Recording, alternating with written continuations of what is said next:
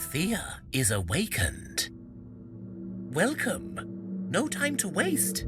You are a deity of the high pantheon, and you must help your worshippers survive the darkness. So what now, you ask?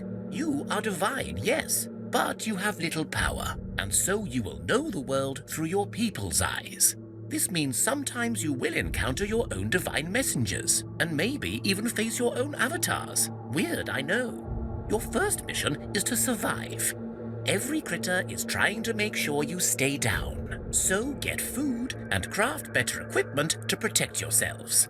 You will guide your people to victory, either by sheer survival and progress, or by solving the cosmic tree's mystery.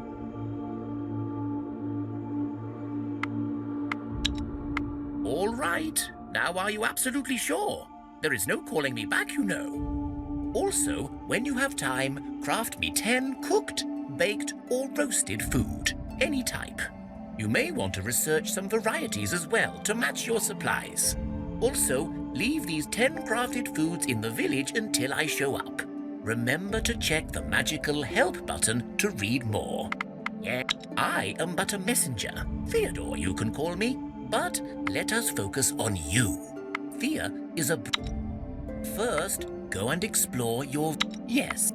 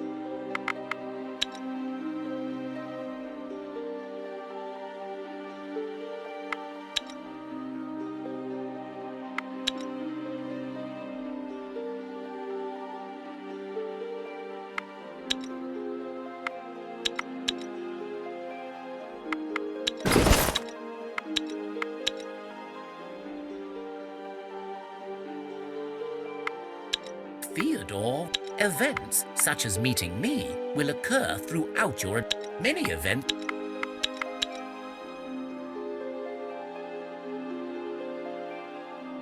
You find the boar's Theodore great.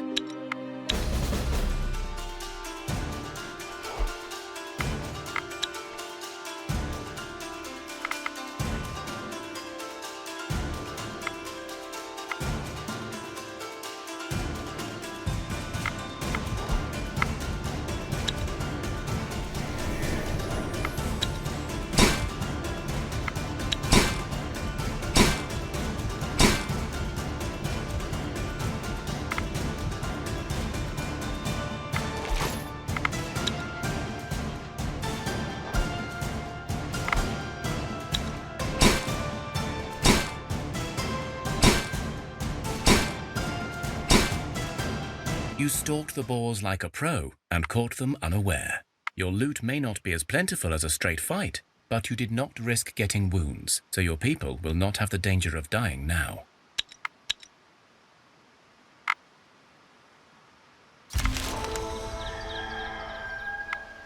Theodore, welcome.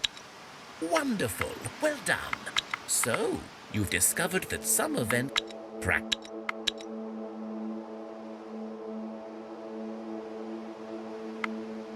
You stumble across some. You search the ruins and find an interesting building to explore, but it seems half submerged in water.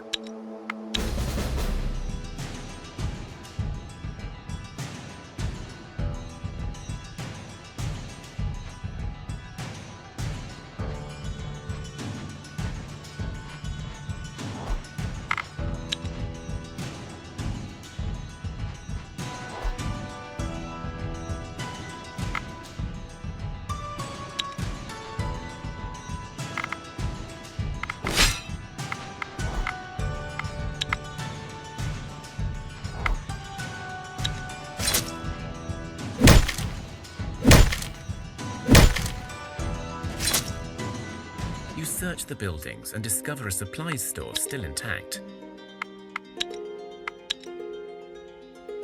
You find the Herlick Theodore spoke of. He sits on a rock and stares at you with his large yellow eyes. What do you want? You looking for trouble? 'Cause I can get you some. He clenches his tiny fists at you.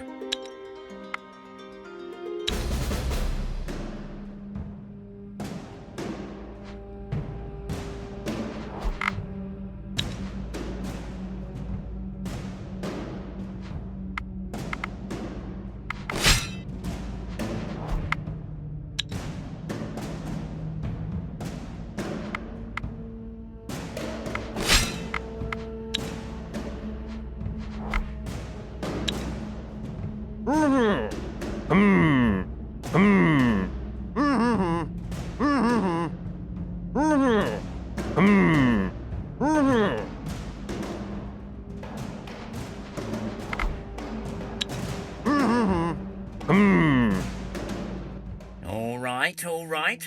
Theodore is clearly up to his old tricks. Sending you here for his gold. Here you go, and tell him to come himself next time.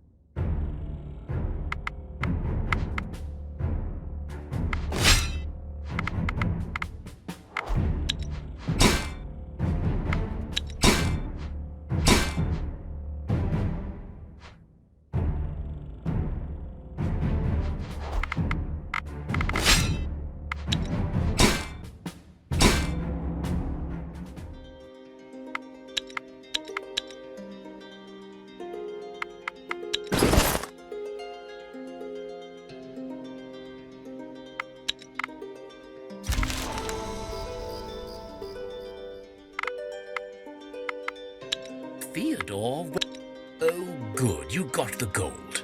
That wretched woman owes me, but I have no desire to speak to her. Anyway, it's a matter of principles rather than the gold itself, so just keep it. You may need it to craft better stuff, you know. In social challenges, as you saw, you will face your opponent, but different. Now, you will notice that some equipment as well as buildings in your village require a lot of stuff. Often things that are not easily gathered or commonly... Well, yes, I have a second task for you to do at any time you're ready. Craft me 10 cooked, baked or roasted food.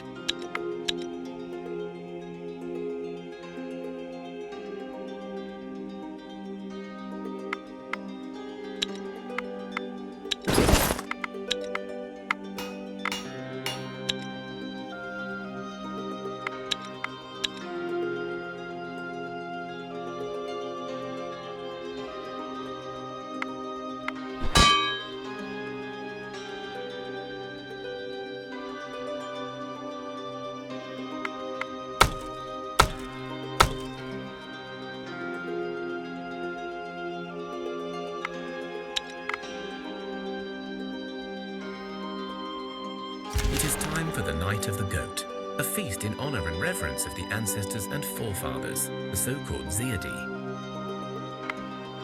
You set a table with food and drink, set bonfires in a circle, and begin festivities. But this night, the deity actually appear before you. One, an elder bearded man, speaks with a heavy, coarse voice. You have done us proud, grandchildren. Now we shall cleanse you of any curses you carry. And if your souls are ever burdened by the filth of dark magic, come to a city we once called home and seek us out. And if you prove yourselves worthy, you may be cleansed once more. The deity all nod in agreement, then disappear.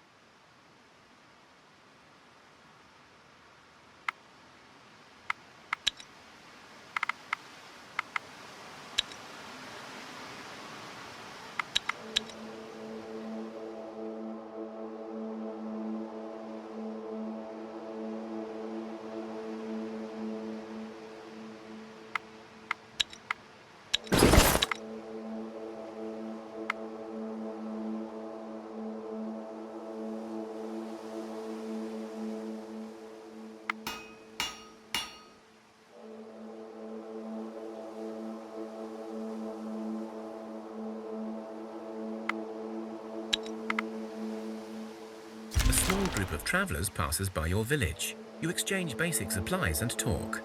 Because of your kindness, they tell you of a herbalist living in a solitary hut out in the wilderness. They say she can cure any poison and even heal wounds, for a price, of course.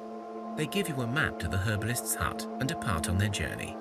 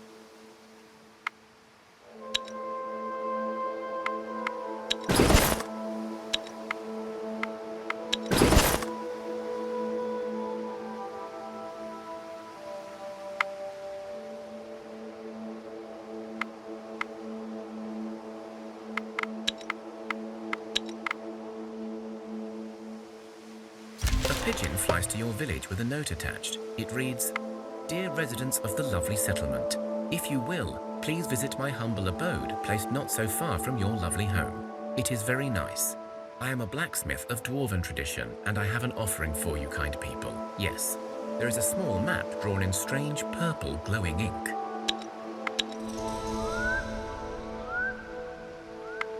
Hidden away in a quiet alcove, you discover a single house amongst ruins of some old town. There is smoke coming from the chimney and the sound of hammering inside. This is clearly a smithy. You notice an unusually large pile of rocks sitting by the house. As you approach, the hammering stops and a dwarf walks out to greet you. That's far enough, strangers. You do not want to anger Chael. She gets very jumpy, that one. The pile of rocks opens its eyes and stares at you. It's definitely a rock troll. Hey, your village, aye. Well, truth be told, I move around me, and I don't trust any stranger coming to see me. Unless I want you to, you will not find your way here, hence the invite. And this brings me to why you did find me. I have a wee problem, and if you help, I will give you a full set of armor with some good weapons and all. You see, I've got me a kind of, well, a female problem. Well, it's kind of embarrassing. You know, us fallen dwarves, that is, the ones who stayed behind when the darkness came, we tend to be solitary types, at least when it comes to females. After all, no dwarven woman chose this sad fate, at least not one I know of. In any case, the story cut short, there is a cute demon girl, the nice type, mind you, living nearby, and, well, I tried impressing her with my smithing, but she doesn't like weapons. I tried sweet-talking, but turns out it ain't my best feature. So if you go and convince her to go out with me, I will give you the prize. This is a serious matter, mind you. She can get a bit nasty if you're not careful, and I've been trying for decades now. Anyway, I don't know how much you do know of them water demons, but just try not to dance with her. And probably avoid going for a swim, and, well, just be careful. She's a sneaky one. Excellent. Here's a map of the local area. I marked roughly the spots where she hangs out, but I think she may be on the move with her sisters, so just, yeah, watch out.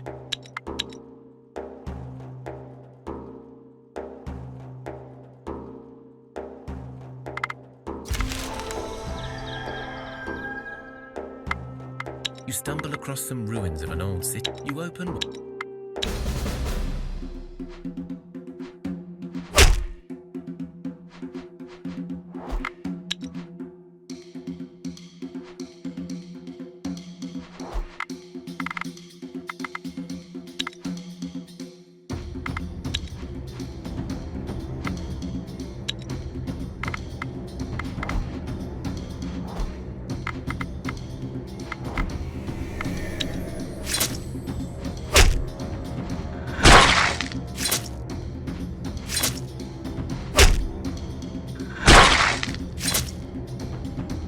search the buildings and discover a supplies store still intact.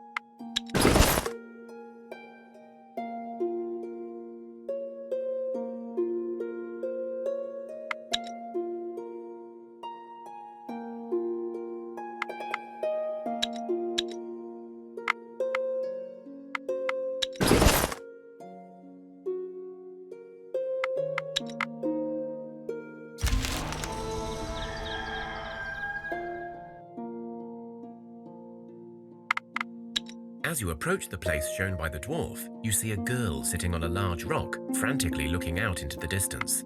When she sees you, she runs over without a second thought for her own safety and speaks with a voice so soft and melodic, you cannot help but listen. You look, well, I guess you look like, you can handle some ruffians, right? I had 4 children, my nieces and nephews, yes. I was going to take them home and I was set upon by a band of orcs. They took the poor little ones. Oh, what will I do now? I was on my way home. It's not too far from here, and we thought we were safe. Now there is no time to chat. We must find them now, and I would help, only I am so weak. These orc brutes have surely harmed my little ones. Oh, please help. Go out with the dwarf. What are you talking about? There are children at stake here. Yes, I will do as you say. You must go now. I will mark on your map where I last saw them. Hurry.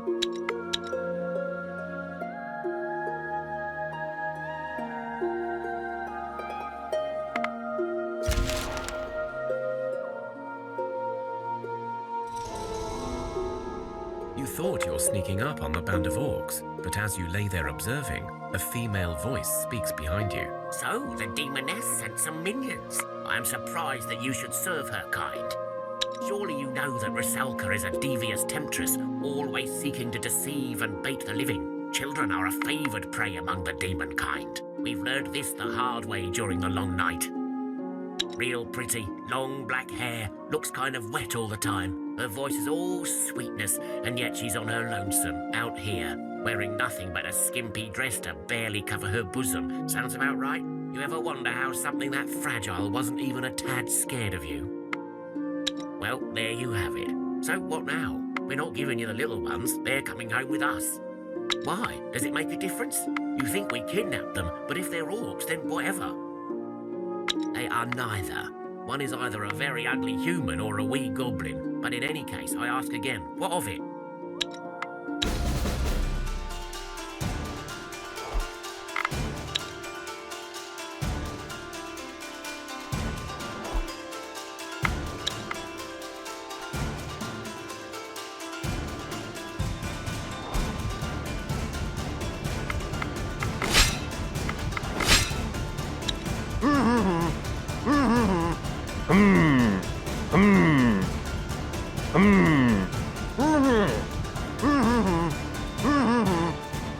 I suppose it may be better for those little ones to live among other softies. My clan is hardened and always on the move. It would not be an easy life for them.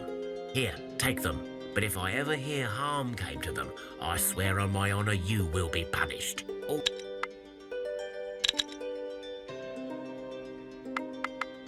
As you approach the place shown by the dwarf, the Rusalka smiles at you, and for a moment, all you feel like doing is staring at her. Then, you remember your purpose. You fools, they would have been immortal, young and beautiful forever, but now what? You or the orcs will raise them in your filth. The Rusalka looks at you with anger. Her eyes begin to turn red, and her skin whiter.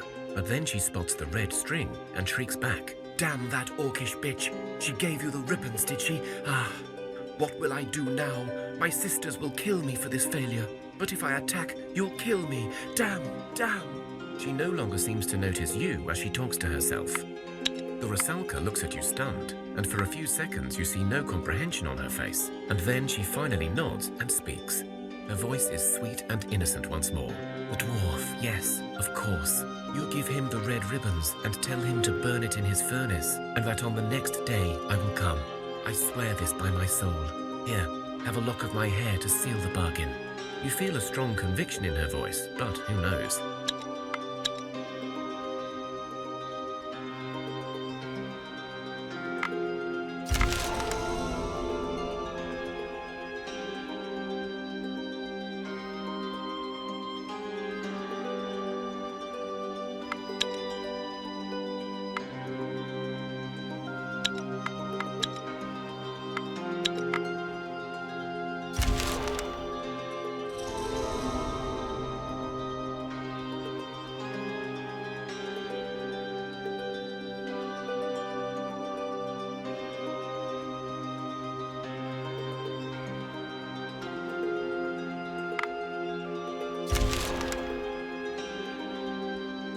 An unexpected visitor, Theodore, arrives at your village.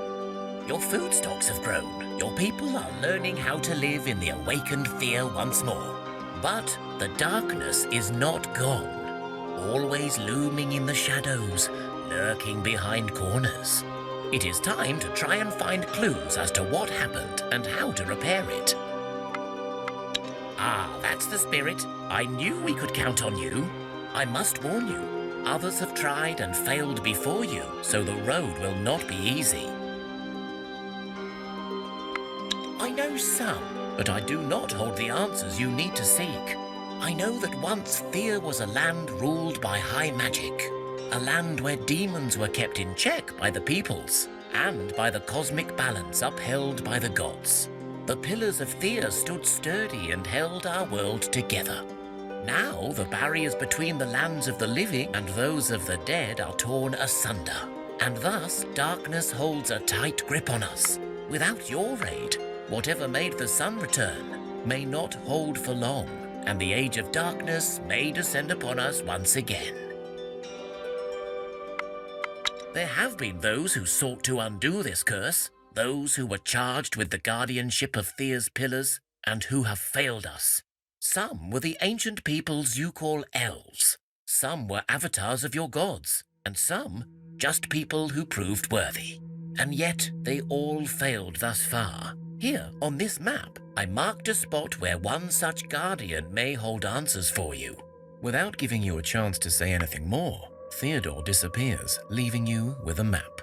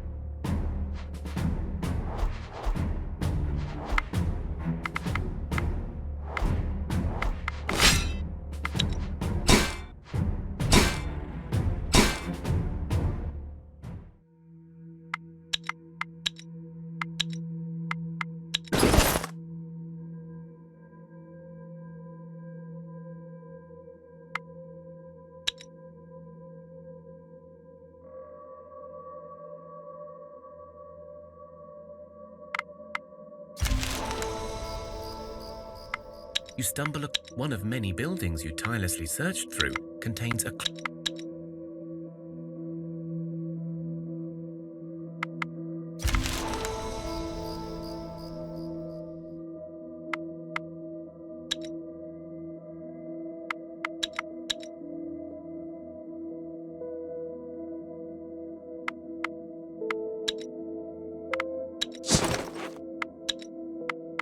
hidden away in a quiet alcove. You discover the dwarf walks out to greet you again. How do I know you're not lying to me? Well, it does sound convincing, but I don't know. What did she say exactly?